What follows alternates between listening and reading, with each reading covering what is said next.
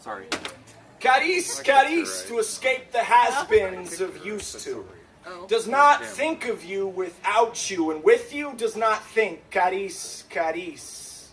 To be from here, right where we are, to say we, but mean I, the smell of wind beneath the ocean, where you get over your friends and fall in with strangers, making good on childhood promise her heart stopped once while purging.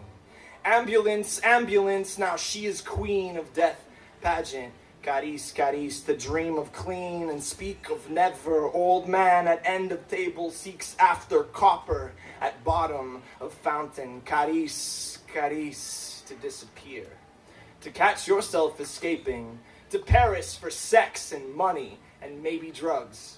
To admit that you still want to be here, because if you didn't, you'd be there already. To say fuck poetry and just ride trains in this country. To say fuck Italy, fuck the south of Spain, fuck that entire continent. To want to know Montana in summertime, Providence during torrential downpours, and who's afraid of prison in Fort Benning, Georgia. Caris, Caris, to travel alone. To miss your health like you miss yourself. Before we were taught truth, we were all body. Your body was my body like everybody's, but she still bites herself during intercourse to keep from screaming. Still breaks into tears post-orgasm because she never learned how to say I love you. Caris, Caris.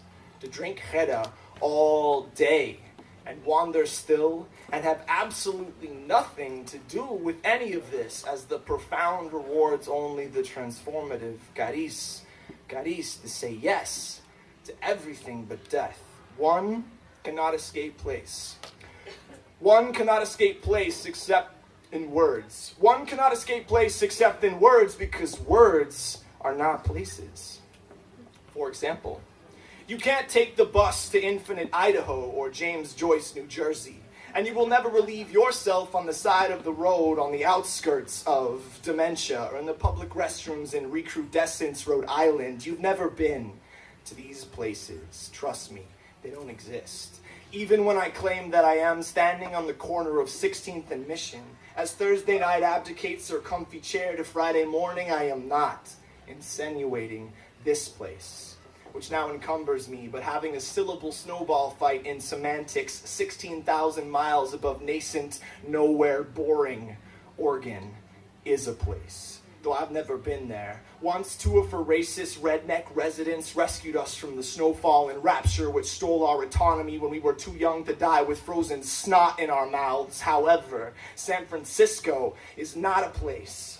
She's just two words, 4 syllables, 12 letters. S is standing in the line for the bathroom, 3 spaces behind F, and thinking to herself how she will never drink slow gin again because she goes right through me, and F speaks ill about O, calling him the Antichrist, and trying to convince all the other letters that this is not the line for the bathroom. This is a race war, and O pretends not to give a shit because he's a poet, disinterested in politics. And as soon as the bathroom door opens up, it'll finally be his turn to defecate.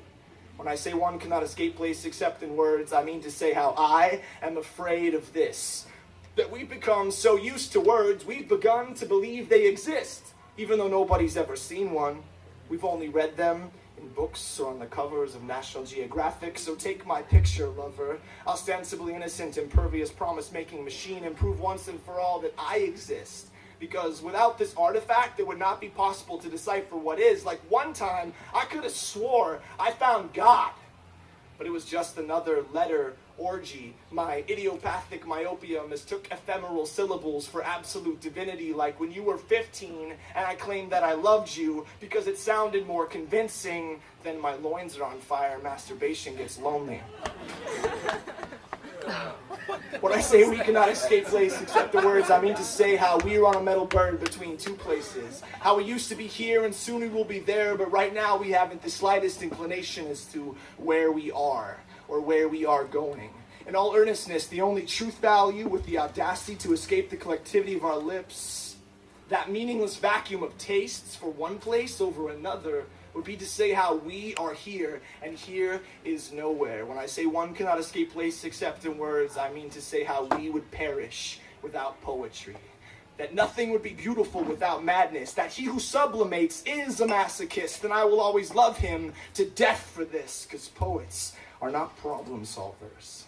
But when you sing, you only breathe through your nostrils. Sleeves cover your elbows, through which we can still see the soft topography of your collarbone. And every moment you become lightness, shifting your weight from access to excess. In heaven, beggars sketch caricatures of your likeness, while those of us still grounded in the temperate climates of treason would trade in the suspect gifts of our humanness just to shiver in your sunlight, to walk barefoot on your trash can and exhale through your exhaust pipe. One cannot escape place except in words, because words are not places.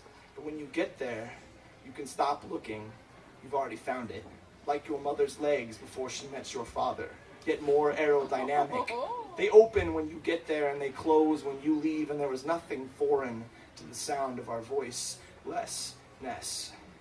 And the sunrise comes easy. Most likely, you'll catch it without even casting a shadow, and I am not trying to sleep with you. I just want a cigarette. Yeah!